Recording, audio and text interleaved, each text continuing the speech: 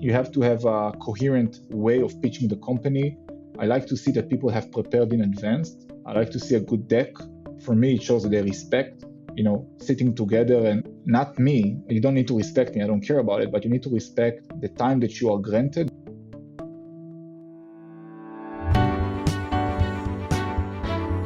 You are listening to The Sure Shot Entrepreneur, a podcast for founders with ambitious ideas. Venture capital investors and other early believers tell you relatable, insightful, and authentic stories to help you realize your vision. Welcome to The Sure Shot Entrepreneur. I'm your host, Gopi Rangan. I'm here with Kfir Kachlon. He's the co-founder and general partner at 91 Ventures. It's a new Israeli early-stage venture capital firm. He invests primarily in deep tech startups. We're going to learn more about specific areas of interest for Kfir, how he evaluates entrepreneurs, especially in deep tech. Are there any specific questions and types of stories that he likes to hear during the first and second meetings with entrepreneurs? What gets him excited? When does he say, I want to invest in this company? Kfir, welcome to the Sure Shot Entrepreneur. Thank you for having me, Gopi. Tell us about yourself, starting with where you're from. You started out as a lawyer initially, and then you switched to being an investor, right? Yes, that's right. Grew up as one of those geek kids in the early 90s, building computers, putting up together the latest graphic card, the latest sound card. So that's how I grew with technology and computers. After my army service, which is mandatory here in Israel, I went into the world of law, completed my master's with Tel Aviv University in Berkeley. As a lawyer, I was always on the technological side. So I called myself a tech lawyer. I was doing mainly IP and international commercial law. I worked within companies. I was in-house counsel with some very deep technological companies, one in the biopharmaceutical world and another one in the world of advanced optics, and made the shift to venture capital eventually because I always felt like being a lawyer is kind of like being a pastor or a rabbi in a wedding, where you have the couple already met each other. They had the first date, the second date, they fell in love, they met the parents, and then they come to whoever does the ceremony to just officialize the relationship. That's how I felt as a lawyer. And I wanted to make business. I wanted to fall in love and meet the parents, quote unquote. And yeah, that's how I see the world of venture capital. This is very interesting take. Lawyers are counselors indeed, and you bring that perspective to venture capital. Why is venture capital interesting to you? What's exciting? Venture capital, at least for me, is being a part of this innovation chain. At the end of the day, kind of like enablers, we get the money, we find the entrepreneurs who are building amazing stuff, some of them building some life-changing products or future-defining products for our humanity. And you get to be a part of it as a venture capitalist. You get to inject them with capital and see them grow, see the teams work with the entrepreneurs, see the passion. There's also the fun of making something successful, making a nice ROI for your investors. So yeah, just being a part of that innovation free will, that's exciting for me. Yeah, venture capital investors are enablers indeed. We don't really build things, but we enable a lot of that innovation that is needed in the world. You focus on deep tech, right? What are some specific topics within deep tech you like to invest in? Yeah, well, luckily through my career, I had the opportunity to do so many deep technology startups because I started my career our crowd, which is the most active venture capital in Israel, managing about $2 billion in AUM right now. As somebody who was on the investments team back then, we had the opportunity to do everything from medical devices to drug development to LiDAR technology, deep learning. I got the opportunity and I was privileged to work with senior team of investors, my bosses basically, who were very, very deep tech focused. We always laughed about it that in Israel, when an entrepreneur comes and tells you I'm building a rocket to Saturn, it's not about can he, but it's when. At what stage would you like to meet entrepreneurs? So I started as doing A rounds and above. That's what our crowd was about. Then I shifted and I went out and I established my first fund. Now I'm building my second fund. And I really found it that I love being as early as possible with entrepreneurs. Even before they have that fine-tuned deck, I like to sit with entrepreneurs. Sometimes they come to me just for an advice or just for coffee, or I meet them randomly in a meetup.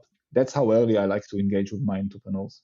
I see that you like to meet entrepreneurs as early as you can. What questions do you ask them in the first meeting? Well, it's either a first meeting where we meet and they pitch. So that's like a pitch meeting. And then many, many questions are thrown around the table. Who are you as a team?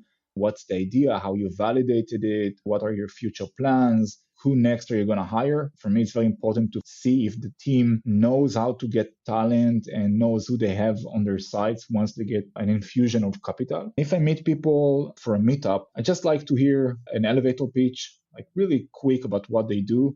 If it excites me, then I get those gut feelings about, wow, this can be cool. And I like to really see how I click with them. I like to see if there's a chemistry at all. Even when they come and pitch to me, I usually shift the conversation to understand who they are. Where have they traveled? What's their hobbies? Here in Israel, the military service is a big part of us because it's mandatory. So, what have they done and who do they serve with? It's very important for me to get a feel as early as possible about the people I'm sitting with because products change. Usually, the product that a team will show you at the first meeting, especially if you're a super early investor, is not what they're going to develop. They will pivot a lot of times during that process. So, you can put your eggs on what the product is, but more on what the team is and how do they think about opportunities and problem solving and validation and network creation. This is very interesting because the first meeting is not only about the pitch, but you're making it more of a conversation. So you get to know them as people. Can you give an example of a company? How did you meet the founder? How did you form that chemistry that you mentioned? How was that chemistry formed between you and the founder? Well, I can take us back to one very cool investments that I've done. I met the team through being a mentor on an incubation program or an accelerator program. First of all, the team didn't have any technological experience. They haven't had any startup that they previously founded, but they were up to something in a very, at least here in Israel, uncharted territory, which was the world of esports. I felt that they have something interesting. I like them as people. I connected to them personally through that process of mentoring them in the accelerator program. I saw them evolve. I gave them homework. Let's work on the budget. Let's work on the deck. Here are some challenges and here are some hard questions. They really shaped themselves through that process to eventually becoming those entrepreneurs that I say, okay, not only I like them as people, but I think that they're now ready to do something with the capital that I can invest in them. It took a while, but luckily, we had that accelerator program that we were a part of, and we got to work together. A lot of entrepreneurs ask, should they go to acceleration programs? I think that's a great thing. At least if you're going to have mentorship by whatever VC, and you can find somebody that you match with. Kfir, are you able to share the name of the company and the founder? Oh, sure. The company is called Edge Gaming. They have a founding team, but the two founders were Asaf and Omri Gazit, brothers. Awesome individuals. Edge Gaming is developing right now playables. If a very famous streamer or esports athlete, let's say they create an amazing move, a video gamer can cut it as a highlight. The highlight is not only watchable, but others can play on that highlight, trying to make the same play that person done.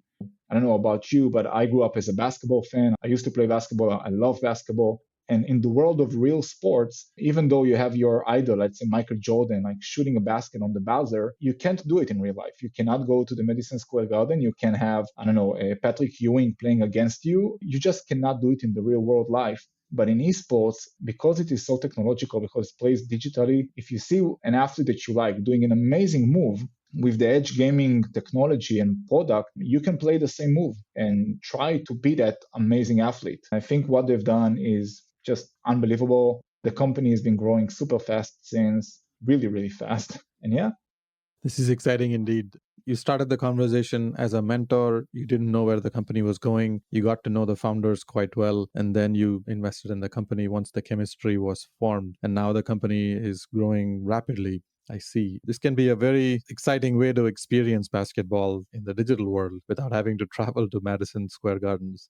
How long does it take for you to form this chemistry from the time you started meeting the founders as a mentor and then eventually when you decided that, hey, I want to invest in this company? I'm not going to lie. I think the first signs of a decision comes from the gut and the gut feeling. And I've learned to trust the gut feeling through my processes, as a venture capitalist and growing in this world. With a first meeting, with, the first like click when you meet somebody in a meetup. So you have that click. You see, okay, these are people I can speak with, I can relate to, I can have a beer with. For me, it's important. I try to take every entrepreneur that I have any idea or any wish to maybe invest in them. I take them out. We go out, we eat, we beer, we laugh. So the decision of at least taking them through that journey of a prospect investment is made very, very quick. And then I take them through that journey, and I'm a very analytical, deep diligence person. So I take them through a very excruciating process, shooting a lot of holes in their boat to see if they sink and to see if my thesis will sink. I leverage on my network and the people that I know and my investors in the fund to help me validate. Innovation directors in multinational corporations who help me. I put them in front of the team. They ask the harder questions than myself because at the end of the day, I'm not the smartest person around. That first decision, if I'm going to take them through that journey, I think happens super, super quick. Of course, there are some external things that matter, like is the investment within the fund thesis? Is this an industry that I'm interested in or not? If all comes to place and I feel a great gut feeling about the team, then I will take them through that journey. You're giving some specific examples based on your experiences. This is very insightful. What can entrepreneurs do to prepare for the first meeting, the second meeting, and go with you on that journey to form that chemistry? What's your advice to entrepreneurs? There are two things. One thing is to remember that at the end of the day, you're building a company and a product and a technology that needs to be a good investment for me as an investor who took money from his LPs. I have a very high respect to that, and I'll do everything I can to make a profit for them. So you need to come to me when you present the company ready to answer hard questions. You need to be thorough on your understanding of the market. Sometimes I know the market and I know the competitors, and I will ask and I will put you on the spot. You have to have a coherent way of pitching the company. I like to see that people have prepared in advance. I like to see a good deck. For me, it shows that they respect. You don't need to respect me, I don't care about it, but you need to respect the time that you are granted in order to show your company and the potential in it as soon as possible, because you will have thousands of those opportunities as an entrepreneur. Some of them will be an investment, some of them will be a potential client. I need to see that you understand how important words are. So that's one thing. The other thing is try to be authentic as you. Bring your true color, bring the colors of your team. If you have other team members, don't try to speak on their behalf. If that's your CTO and he's doing something super, super deep, give him the mic. When we start hitting those hard questions about the technology and the algorithms, give them the stage. I give a lot of weight to how the team corresponds with each other through that meeting. So, yeah, those are the kind of things that I care about most. This is a very debatable topic. How did your process change, especially in the past 2 years during COVID? In real life, it's possible to watch the interaction between the founders. I like the way you said it, like give the mic to your colleague. If there is something interesting to be said about a topic that we're discussing, don't interrupt them and don't dominate the conversation.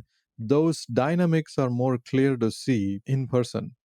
How do you watch for that in the remote world where you don't get to meet founders often? Mm-hmm. First of all, most of the funders I invest in are in Israel. So even through COVID, we just put masks and we met in a room. But those were only meetings that I wanted to take to the next level. Intro meetings or first meetings that happen through Zoom, for example, I try to be attentive to what's happening in the room. And if the video is on, you can catch a lot of things in, how is somebody sitting more comfortably in the chair or not. You can notice things in the nuances of their voice. I'm not an investigator, I like a police detective that puts you in a room and knows when you're lying. I'm not that, but there are signs that you pick up, and you can sometimes, even through Zoom, you can sense it. Us as human beings, we are a super adaptable creature. COVID fell on our heads, and then we learned how to adapt to doing meetings through Zoom. Our senses adapted to understanding other people's emotions through only looking at the screen and hearing their voices. But yeah, those that impress me and those that I like and those that I feel there is a good vibe with, I will call for a second meeting and take the chance. I see that you have adapted your style to fit both the in person meeting and Zoom meetings. You can tell a lot from the interactions, even online, between the founders in a meeting. What's your most common reason to say no? Wow. I hate saying no, but you just have to say it a lot. That's the statistics of, investing. The times where I can reach a no super fast is, again, dynamics of the team. if some founder just dominates very insensitively over their co-founder. I hate when people are arrogant, and I don't put them on the spot as if like I know more than themselves. I usually do not, but there is something in the tonation that you can feel if somebody just gives you the vibe that they're not an easy person to work with. You can ask some questions and see how people answer them. You can try to sometimes pull a harder question to see what happens when you debate something even more intensively and see how they respond back. When I feel somebody that I cannot speak with, and I feel that we will not be able to work together and guide each other, because we guide each other, it's not just the VC guiding the startups. If I feel that, then for me it will be an easy no. Yeah, so it's always about dynamics and the vibes. And then there are other cases where I can say no if it's not a good fit to my thesis. Maybe I've invested in a competitor in a way, and then I feel it's not cool for me to invest in this company. I see that you ask hard questions and see how they behave. The dynamics and the vibes matter a lot to you. And of course, the thesis fit needs to be perfect. It needs to align with what you're investing in. Mm-hmm.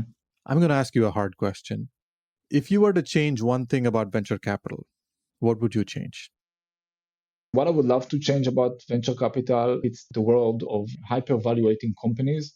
I've seen a lot of times where people were just giving away super generous valuations. And now we are hitting a crisis in the markets, and we're seeing how it trickles back to growth companies, et cetera, et cetera. At the end of the day, people's jobs are being cut, and that has massive implications on people's lives. Maybe in 15, 20 years from now, London Business School, Stanford will teach a class about the ethics of venture capital, and we look back and discuss those overvaluated situations that we were at. I think that's something that I would love to change. I would love people to be more respectful of their valuations. Another thing is that I would love to see a way for entrepreneurs to be on the other side of the fence, like to be more active in this world of venture capital. It shouldn't be just venture capitalists who are taking the reins or doing whatever this world of investments is. But I would love to see more of how the entrepreneurs communicate with each other. I know that they do here in Israel. I don't know how they do globally, but for them to really work for each other to succeed, because you never know where karma will hit. So that's what I would love to see. Very well said. Behind these numbers, venture capital supports ambitious growth plans. So it's understandable when valuations go up and when these numbers increase recklessly in the greater fool theory of selling equity downstream to an even greater fool. Those type of trends take over. It creates some ethical issues. It needs to be studied more closely, and I do hope that more academic research is done on this topic to highlight the negative effects of inflated valuations. We're going to see some changes, hopefully, in the next few months as the market changes and brings everything back to normal, and entrepreneurs can expect to build meaningful businesses and not just increase valuation from round to round and create a hype around all of that. Thanks for highlighting that. It's an important topic indeed. Well, I wonder how much heat I will get from other VCs, right? But it needs to be said. It needs to be said. I want to switch to the last part of our conversation and ask you about your community involvement. Is there a nonprofit organization you are passionate about? Which one? Yeah, well, just as in the United States, you have all those ambulance services. We here in Israel have a Magen David Adom, which is, let's say, the Israeli Red Cross and the ambulance services. As a kid growing up in high school, I volunteered with that. So I was trained as a medic and I rode in the ambulances. And a lot of my character was built on those experiences. My best friends ever I met through volunteering with that organization. So that's an organization that I am very, very passionate on. Emergency services are critical to any community. I'm glad that you are involved in this community activity. Kfir, thank you so much for spending time with me, sharing deep insights on your work based on specific examples from your experience. I'm very grateful to you for highlighting some important things in the venture capital industry. I look forward to sharing your nuggets of wisdom with the world. Thank you for having me. It was a great time. And if any entrepreneur gets any value from this, I can help in any way, then I feel I've done mine. Everybody can feel free to reach out to me. I'm very accessible and I try to answer as fast as I can. And thank you for the stage. Thank you very much. Thank you, Kfir. Thank you for listening to The Sure Shot Entrepreneur. I hope you enjoyed listening to real-life stories about early believers supporting ambitious entrepreneurs. Please subscribe to the podcast and post a review. Your comments will help other entrepreneurs find this podcast. I look forward to catching you at the next episode.